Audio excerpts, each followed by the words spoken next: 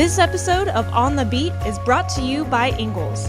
Shop online with Ingles Curbside Pickup. New curbside stores opening every week. Please welcome Mike Griffith. Well, hey everybody, Mike Griffith here. Welcome to tonight's live presentation of Ingles on the Beat. I know you guys been itching for a live show. You're going to get it tonight. If you've got questions, hit me up. Got a really cool guest, Emily Gagnon from ANF, and you see her every week. She was down there in Jacksonville. I'm going to talk to Emily about the Florida game. I'm going to talk to Emily about the Missouri game. We're going to talk quarterbacks, possible upsets. Nobody wants to hear that, but man, Georgia is on upset watch the rest of this year. Each of these opponents, except for maybe Georgia Tech, but I think each of these next three opponents, if you play Georgia 20 times, maybe they could get them once, but will their number come up? I don't know. This week, it's Missouri, but last Saturday, I want to start with that. Big win over the Florida Gators, and now I bring on Emily. Emily, you were down there for that game, and when the Gators went down the field and scored on that opening drive, did you have any doubt? I didn't have any doubts. It's the third time, though, this season the Dogs have allowed an opening drive touchdown. I did ask head coach Kirby Smart about that after the game. I also asked Javon Bullard about it, and Kirby laughed because Bull said, yeah, we just got to wake up. And so I told Kirby that, and of course he laughed at that. He thought that was funny, but he's not reading too much into the fact that they are giving up touchdowns on that first drive 3 times, like I said, this season in back-to-back games, right? So they did so against Vandy. They did it against Florida. I wasn't necessarily worried, but I did think if this were the defense of the last 2 seasons, that wouldn't be happening, right? I think Dog fans have become so accustomed to, and me for the last 2 years, seeing that Dogs defense just stop opponents and you know their favorite saying, don't let anybody in our end zone. Like that was truly the motto in 2021 and 2022. This defense is a little different this year. I don't think they're as strong as the last 2 years, but that's not to say they're strong, not strong at all, I should say. But it's been interesting to watch the Dogs this season because, you know, if you're a fan, you're happy that they're undefeated, but you definitely have had some breakdowns throughout games this season. I love to gauge reaction from fans during these like tougher games where they're just like biting their lip and they're, you know, they're just so nervous this season, which they haven't been the last couple years because they've blown out, you know, a lot of opponents that they were supposed to in years before. And now it's just not happening. It's just tougher this year for them to get these wins. Yeah. You know, it's funny. 4 out of 5 games in the SEC, Georgia's trailed this year, and by at least a touchdown, not by just a minute, like 10 points in 2 games. Vandy could have made it 10. I will say it was a different Georgia team that took the field in Jacksonville than the one we saw in Nashville. I thought Nashville was the worst. And again, they've won 24 in a row, 25 in a row. But of the 25 wins, I think the Vanderbilt game was probably the least impressive because it looked like everything that could go wrong went wrong. You think about it, Carson Beck had a fumbled snap. He threw an interception. He overthrew players. It just, the whole Vanderbilt scene was just a bad scene. And they needed that week off so bad. And then when Florida went down the field and scored, I'm thinking, oh, my gosh. But, you know, you got to give Mike Bobo and Carson Beck a lot of credit. And, you know, that offense was resilient. Lad McConkey, I mean, I know Kirby said one guy wasn't going to fill Brock Bowers' shoes, Emily. But I think Lad pretty much filled. I mean, it was 6 catches for 135 yards. I mean, Lad picked a pretty good day to have his best career performance. You know, Carson Beck, can we just start there really quickly? I mean, he's from Jacksonville, and everybody knows that by now. But talking to him after the game, you knew that game meant a lot to him. But he's like, I thought it meant a lot to him because he was back home. He said, you know, 40 to 50 tickets to friends and family. His mom took care of that, so he didn't really want to give us the exact count. But, you know, for him, I thought, you know, this is big for him because he's playing in his hometown. A lot of people will be there to watch. But he said, and it completely, this is not something I've ever thought of. It's very simple. He's like, I've been waiting 4 years to play in this game. So it didn't even have to do so much with the fact that he's playing in Jacksonville, but he's like, I've been waiting 4 games to play, 4 years to play in this game, Florida, Georgia, or Georgia, Florida, which by the way, I say Florida, Georgia, because I went to high school and college there, and Dog fans they are ruthless when it comes to that with me, Mike. They do not like the fact that I call it Florida, Georgia. And it's not that I have an allegiance with any of the teams. It's just the fact that I went to high school and college there, and that's what I heard it called for so long. But Doc fans are like, that is trash. Like, we don't want you calling it that. You're an Atlanta reporter. So, guys, I'm sorry. It's not like I'm cheering for one or the other. It's just what happens. Anyhow, for Carson Beck, it was a big moment for him. And Ladd, who I talked to as well, said, like, he could tell throughout the week how badly Carson wanted to play in that game and what it meant to him. And Ladd was so happy to be able to do what he did.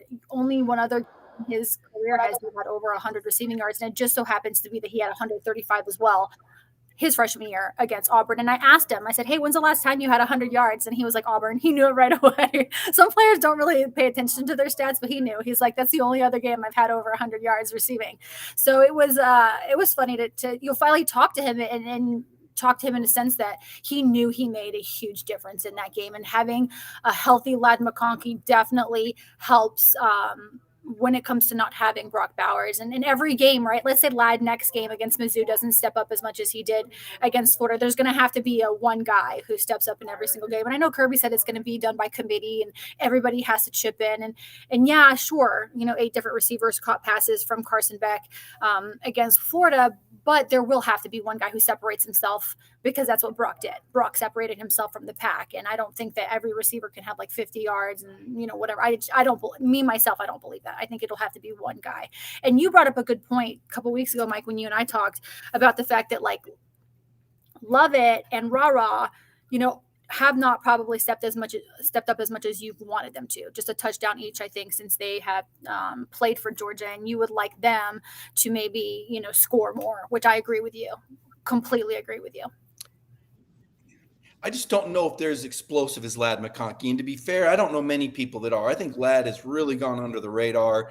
He almost went pro after last year. I don't think people realized how close Ladd was to going pro. And he probably would have been a 3rd or a 4th round pick. And you saw why. I saw that his miles per hour topped out at 19 miles per hour. Listen, that's not even full speed for this guy. This guy's faster than that. He's getting back to closer to 100%. He's healthy enough and he's playing pain-free.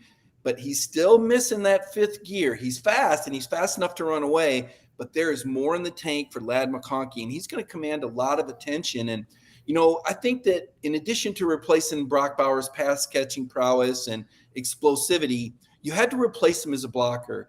And I thought that was really where Oscar Delp stepped up. I mean, yeah, he made a one-handed catch and fell down after 18 yards. That, people are like, oh, my God, it's just like Brock Bowers. I'm like, no, actually, it's not. Brock caught it and kept running and gone 60 yards. But still a really good play, and yes, a step in the right direction.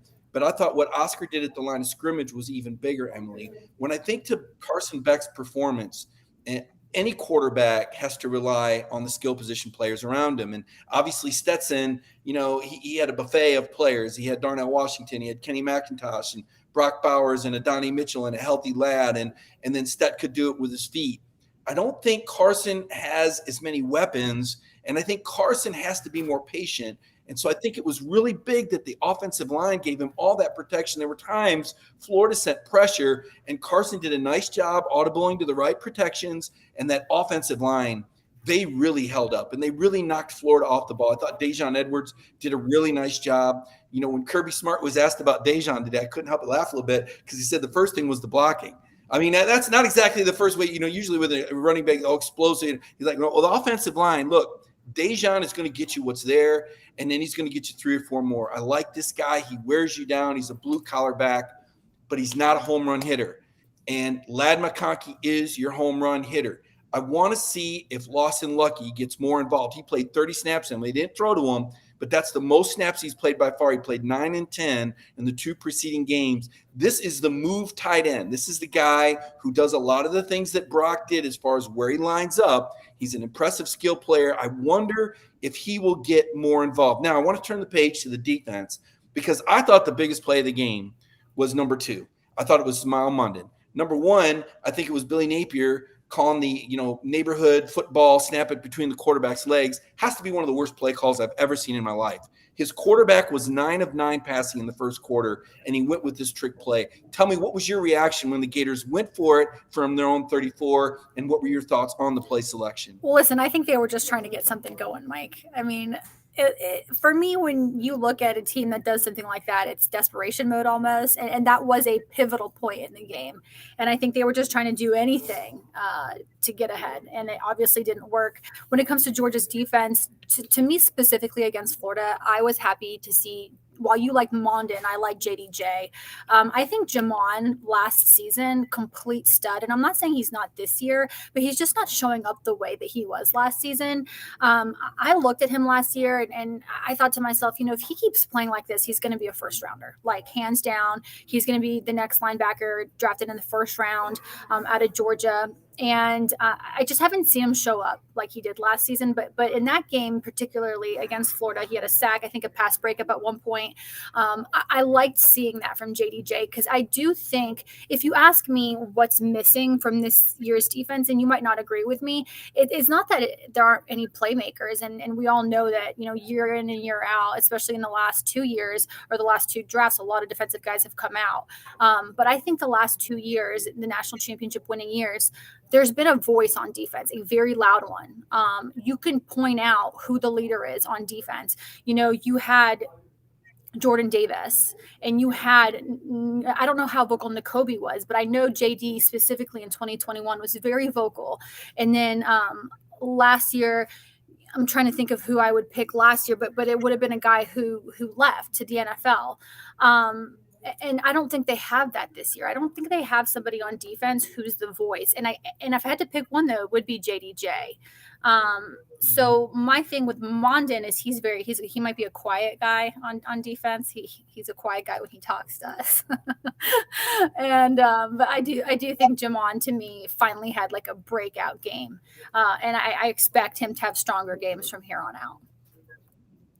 Yeah, I'd say maybe Chris Smith. Chris Smith was a guy last year, a senior leader, 3-year starter. I thought he was, he always came up with big plays. I think maybe Jalen Carter, albeit Jalen may not have been a big talker. He certainly spearheaded that defense. He was unblockable. And I think the voice was probably Nolan Smith. Even though Nolan was injured in the Florida game last year, he stayed vocal on the sideline. So I think you're right. I think you wonder who the pulse is. And I think it's been a little bit harder for JDJ without having. It'd be harder for anybody without 88 in front of you.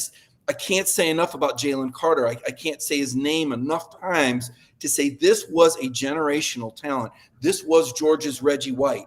This guy single-handedly destroyed offenses. Go back to the Tennessee game, and he knew what Hendon Hooker had for lunch. This guy was like having a 12th player on the field. Nobody could block him. Nobody in the NFL can block him. Nobody last year. You don't have that. You have a very good line. Okay, Stackhouse and Logue and Brinson. These guys are still very good, but they're not legacy players. And I'm with you. I think JDJ had been a little banged up, and I think Bullard had been a little banged up. And I was watching your interview on ANF the other night after the game on the SEC Rap Show with Drew Butler and Bonnie and Rennie, and I heard Javon Bullard say that as JDJ goes, the defense goes. And he had that sort of performance. He was plugging holes. He was making plays. Now, I wonder what's left in the tank for Jamon Dumas-Johnson, Emily, because the schedule is going to get progressively harder. This next game is a big challenge. And I got a confession to make. I got myself in – this is going to surprise you. Oh, yeah, I'm going to be real surprised. I got myself in a little bit of trouble on talk radio because I was trying to say – forget the Florida game. It's Monday. It's time to move on to Missouri. And this is where the mind needs to be. And I get it. Dog fans are like, no, we celebrate this Florida game 365. No. And I got to remind myself, I'm not trying to speak on behalf of the fan. Long time ago, I was a Denver Broncos fan. Long time ago, John Elway guy. And when they played the Oakland Raiders or the LA Raiders, I was all in. And I hated the Raiders, and it meant everything and yada, yada, yada. So I get it. But up here in Athens, trying to stay in the huddle with Kirby and the team and trying to understand where the team is at, these guys have to understand what's coming.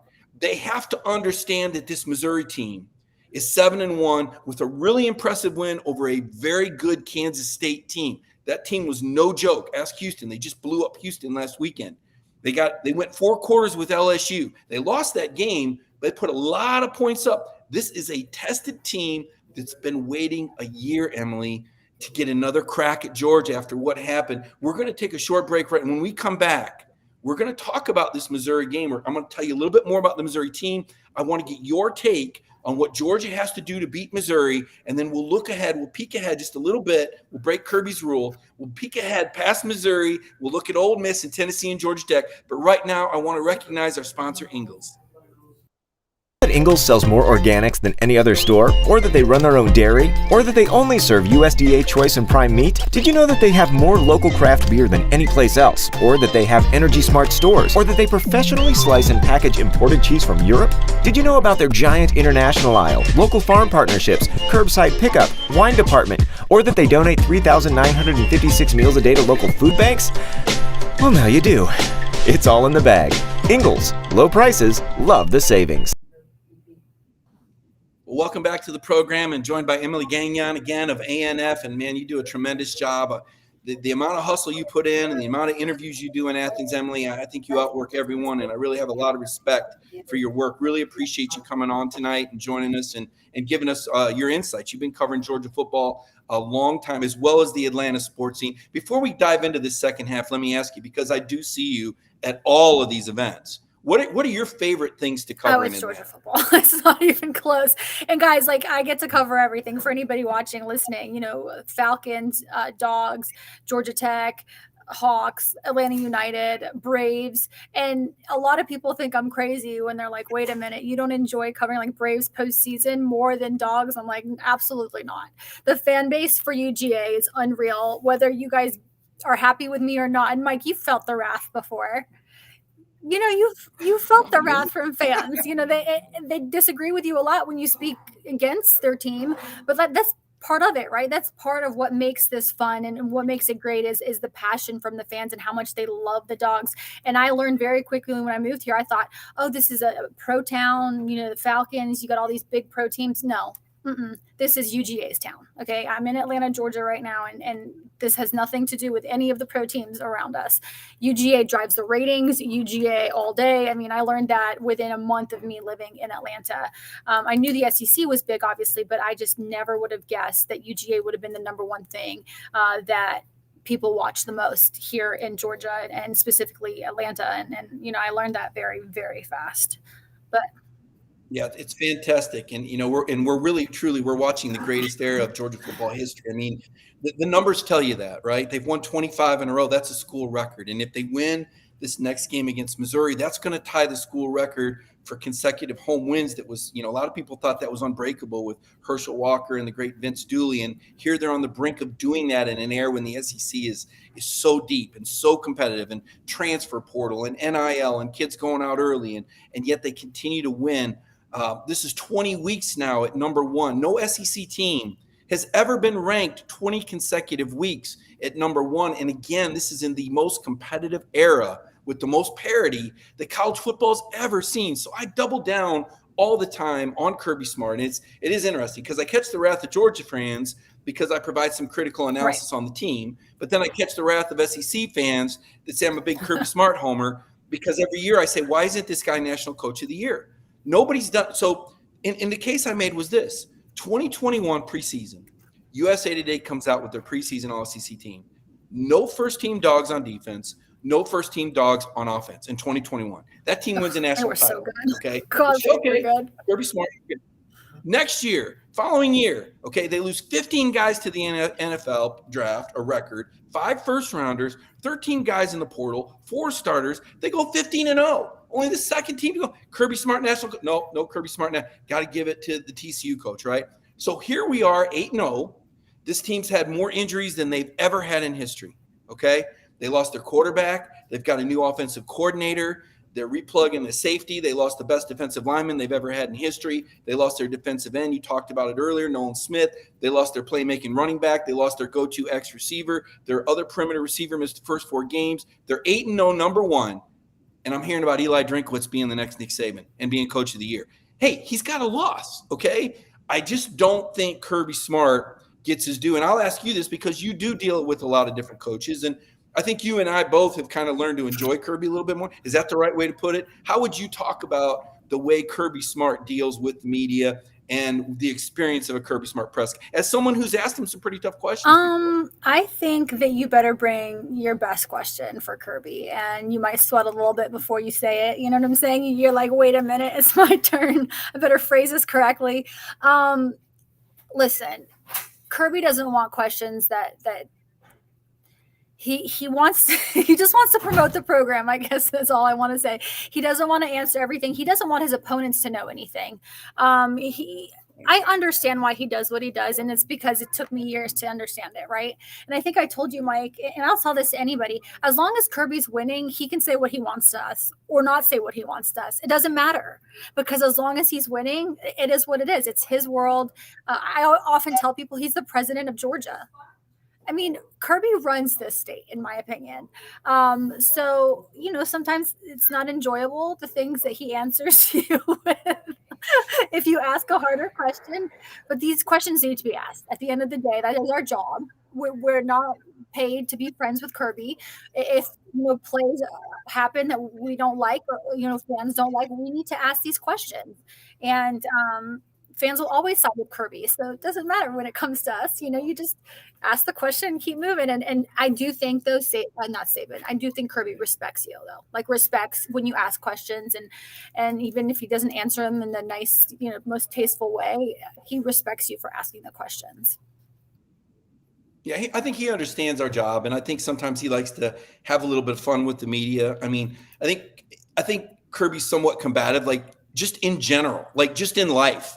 Hey, Kirby, it's a nice day. No, it's not. Kirby, it's raining. No, there's partly cloudy and sun. I mean, that's part of Kirby Smart, that competitive, combative, chip on the shoulder. I covered a coach like that at Michigan State. And I remember I was talking to one of his PR guys. I said, if Mark D'Antonio would just be a little bit nicer to the media, he'd get a lot more respect and love. And he'd say, yeah, but then he wouldn't be Mark D'Antonio. So Kirby's Kirby. Kirby's gonna Kirby.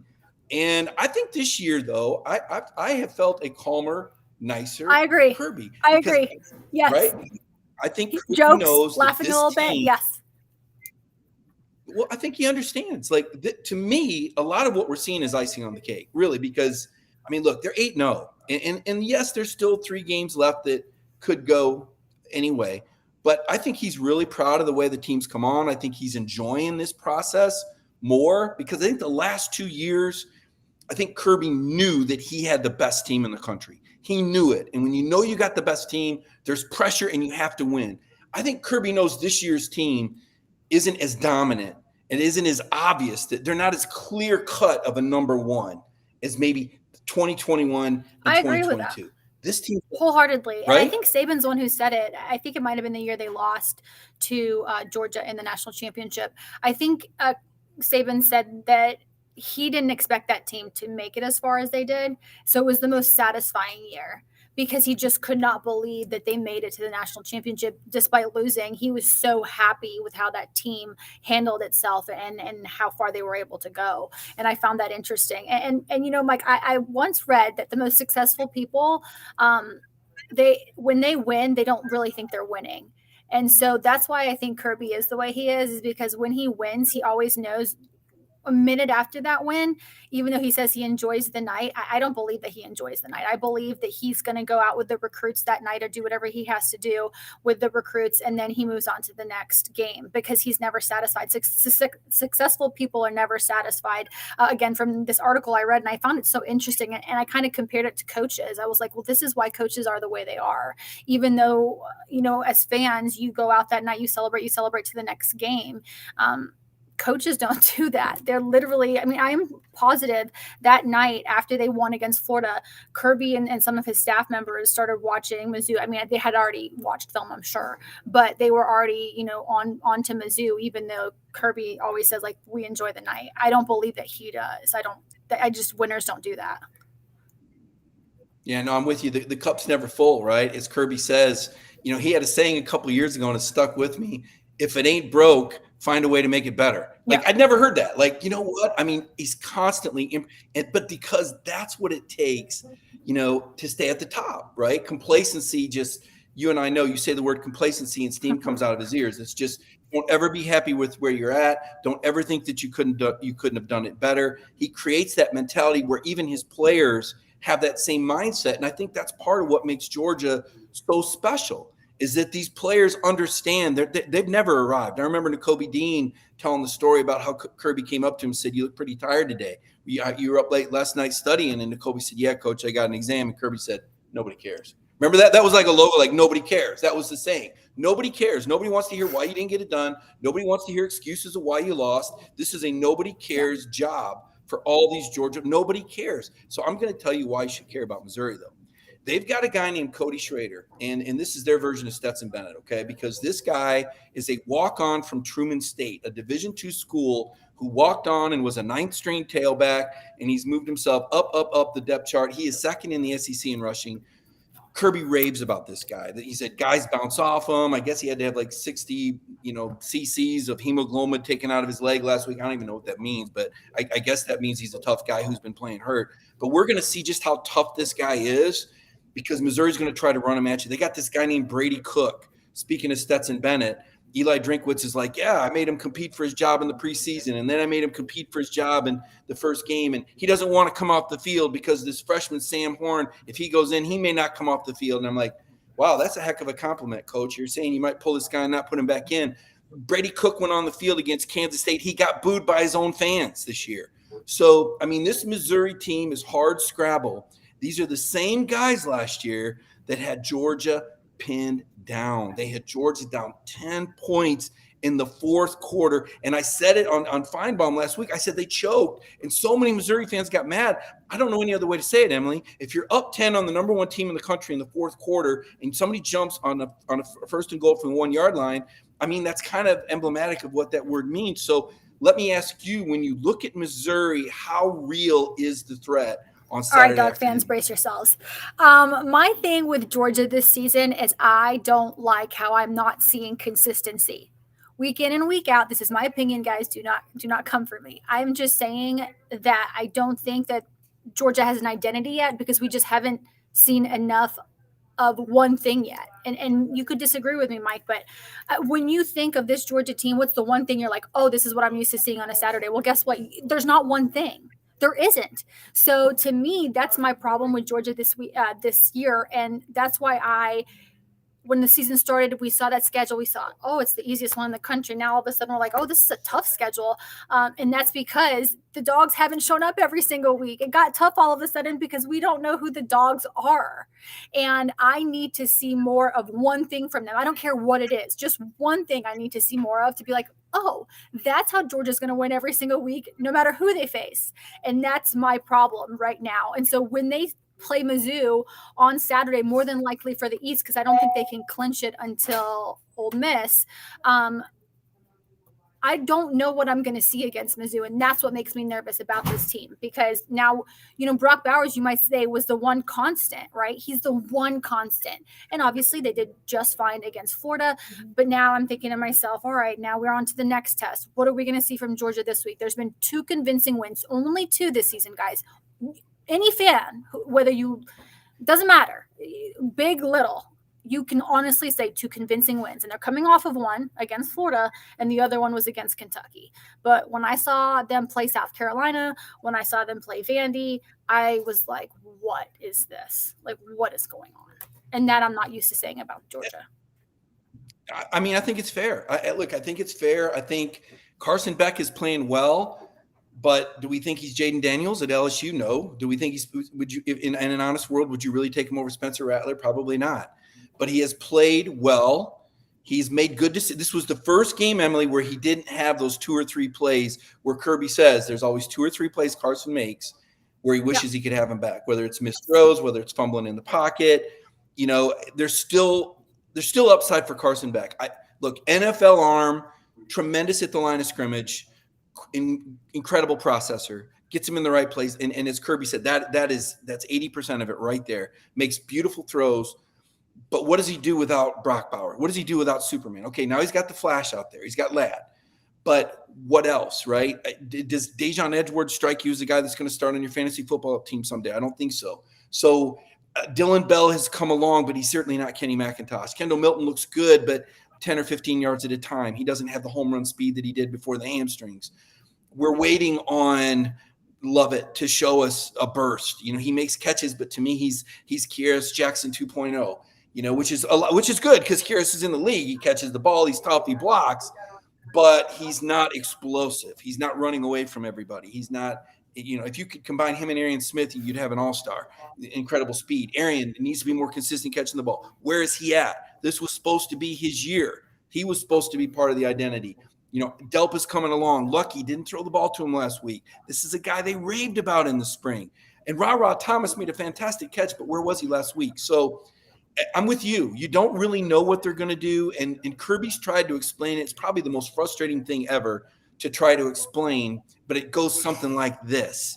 Their offense is determined by the defense. And you might say, what in the world are you talking about? They go to the line of scrimmage, and based on what the defense shows, Emily, whoever you don't cover or whatever read is there, that it's not like some go like, force it to this guy. Okay, maybe Powers there was a time, but you don't force it to anybody. I think that's pretty good, but could it get you in trouble?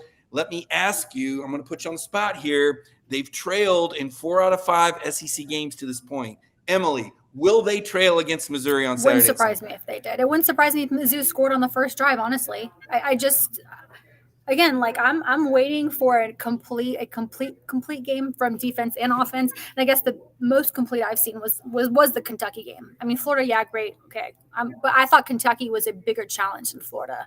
I still think Kentucky's a better team than Florida. So to me, yes, if Mizzou was ahead against Georgia, that would not surprise me. If I'm a Mizzou player, I'm remembering what happened last year, and that shouldn't have happened. What happened with them last year? It was a late game. I think the players were tired. I don't think they expected what Mizzou gave them. So if I'm a Mizzou player, I'm giving it my all, and they know it's for the East. Like this to me, this game changes everything, and both teams will know that. But I do think Georgia has a better team. So, for me, if Georgia loses this season, I don't think it's going to be against Mizzou. I think it will be against it'll be at Tennessee or it'll be against Ole Miss. Well, I was just getting ready to go. I'm with you. I think Sanford Stadium is an unbelievable environment. I did a story today. They've played 5 top 15 matchups in Sanford Stadium in the last 5 years, going back to that Notre Dame Lawrence Cager game. They've won off. Yeah, what an incredible night that was. The LED lights kicked in. But Kirby has won 9 straight against top 25 teams in Sanford Stadium. You got to go back to Butch Jones and the Hail Mary in 2016. It's the only top 25 team he's ever lost against. Now, I will say at home at Sanford Stadium, I will say the last time they lost at home, it was to a team that had a week off. That's a little scary. And it was Will Muschamp in South Carolina, a team, by the way, that Eli Drinkwitz beat later that year when he was the head coach at App State. Eli Drinkwitz is getting a lot of pub and a lot of love these days. And when one of the callers said he looked like a young Nick Saban and Feinbaum had some – I think he believes it because he did another show earlier this week and he told everybody how smart he was. And Joe Gibbs, grandkids played for him, and he picked up tricks from the Super Bowl coach, Joe Gibbs. And, he's talking about how you don't try these momentum. And I'm just thinking to myself, this guy has a lot of confidence. He really feels good about himself. He really does. And Missouri feels really good about themselves. They got this thing, Emily, they call it STP.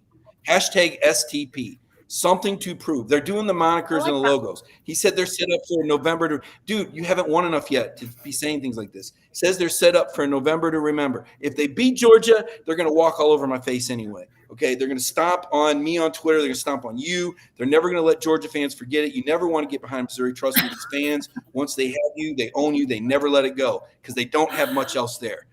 Georgia has to win this game. They're definitely getting on you after you said that. I'm just telling you, the show me people, when they show you, they never let you forget it. It's the show me state. They never let you forget it. This is a big one. This is a big one for Georgia fans. Now, the following week, this is a game. This is a team, to me, if you're asking me what is the most losable game left of the regular season, I am going to say Ole Miss, even though it is at Sanford Stadium, because I believe Ole Miss is built like a team with a mobile quarterback, with multiple weapons and a really good running back, and Lane Kiffin, who has a great knowledge of the system, that to me is the scariest game. What say you when you look at the rest of the regular season? Ole Miss or at Tennessee? You know, it's funny. I don't think this is real life here, but I do think this is worth mentioning. So the Yellow Jackets have only won in their even numbered games this season. So 2, 4, 6, and 8. 10 is Clemson, 12 is Georgia. Now, I'm not telling you I think Georgia's going to lose to Georgia Tech, but Georgia Tech keeps beating these ranked opponents. And I just thought, I just saw that, and I thought it worth mentioning. But I do think if they lose, it'll be at Tennessee. I do think it'll absolutely be at Tennessee. The rowdiest environment that Carson Beck has started in was at Auburn. And trust me, I do think Auburn does a great job for home games. And it was loud in there. But I do think it's going to be twofold at Tennessee. I think it's going to be super loud. And even though Tennessee's season is not what they wanted it to be, they would love nothing more than to upset Georgia's season. They would love to run all over the Dogs, quest for a three-peat. So to me, I think that even though Ole Miss, with Lane Kiffin, you never know what he's going to do. I mean, you just don't. But for me, I say Tennessee would be the one that I think, okay, maybe Beck could get rattled, though he's shown that is one thing about Carson Beck I like. He's so even-keeled. And when you talk to him in interviews, Mike, I don't know if you would say this, but I think for somebody who's never done that much media, by far the most advanced player in interview sessions of any player I've covered in college football. He is terrific when it comes to interviews. He looks you dead in the eye. He smiles. He answers truthfully. You actually believe him when he's talking to you. And he sticks with you. He doesn't just dismiss you after a question. He sticks with you and he engages you, which I can't say about many players, nor can I say about players who have not been around media that much. But Beck has improved every single week. And I truly think he has a future in the NFL. I'm not saying he's going to start in the NFL, but he could be like a 10-year backup. He has a strong arm. He's a pocket passer. And, Georgia might not like that because he doesn't run the ball probably as much as Stetson did, which Stetson did very well, dual threat quarterback. But Carson, I think for the NFL, he is perfect for the league. Yeah, and I think there's more ceiling left. I mean, when I talk with Carson, the wheels are spinning, right? The guy's brain is operating at a different speed. You can feel it. You can sense it. He's, like I said, he's a brilliant processor. He's got an NFL arm talent. He's got a lot of the tools that Stetson didn't, quite frankly. And Stetson made the most of it with, Stetson got better and improved greatly, but those mid-level passes, the consistency, the accuracy, the pocket, that wasn't his game, right? He was a playmaker, and that served him extremely well, but it was a very different style than Carson. You feel like Carson's in control. There's still a few fundamentals, holding the ball low, getting knocked down.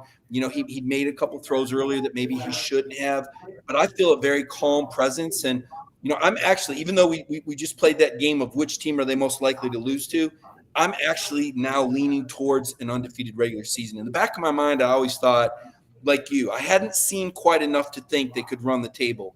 But I'm sensing some momentum, and I think it had to do with Bullard and JDJ and the way that defense stepped up early.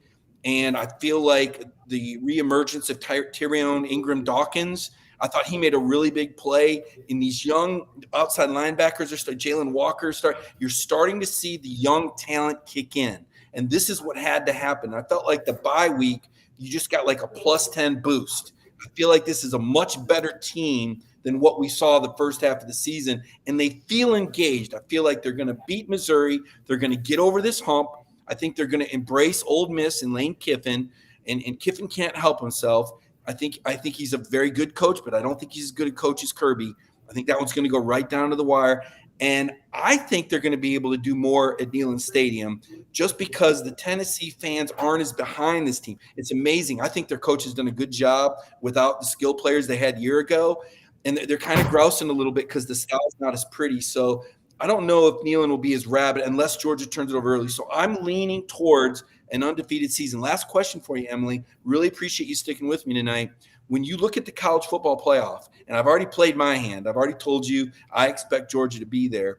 Who are your 4 teams in the college football playoff this year? Well, I haven't even thought about that, but maybe I could say, if I just off the top of my mind right now, I know you're going to say Michigan, so I'm going to go with you on that. I think Georgia and Alabama get in, so that means Alabama beats Georgia in the SEC championship game. Yeah, guys, that's what I'm thinking. And then my fourth would be Ohio State, maybe? No, Ohio State and Michigan play each other. So here's your choices. Florida State, FSU. they You're run the good. table. That's good. FSU could work. Florida State. I think Washington is going to lose another. I think they're going to lose another game, and I don't know that Oregon will. The question is, here's a good question for you. If Oregon wins out and they've got one loss, and it was to Washington way back in the middle of the season, and they're a one-loss Oregon, and Georgia's sitting there with one loss after the SEC title game, you think they're going to take a one-loss Georgia that just lost in the SEC? To me, this is where you get in trouble with two, and I'll tell you why. Because of that stupid Alabama loss to Texas. That gave the Big 12 the transitive properties edge to lose again. And they could use another Oklahoma loss, by the way, too. Because this college football playoff committee, Emily, I guarantee you tomorrow night, I guarantee is a strong word. I'd be willing to bet that they're not going to have Georgia number one tomorrow night because of the metrics in the schedule. They just won't. They'll have Ohio State there because Ohio State has like a number 22 schedule. But this college football playoff committee, they make me nervous. I don't know. I've never really spoken to you about the committee. Do you like this committee? Do you like the way they decide this? Well, it's because the consistency isn't there with them either.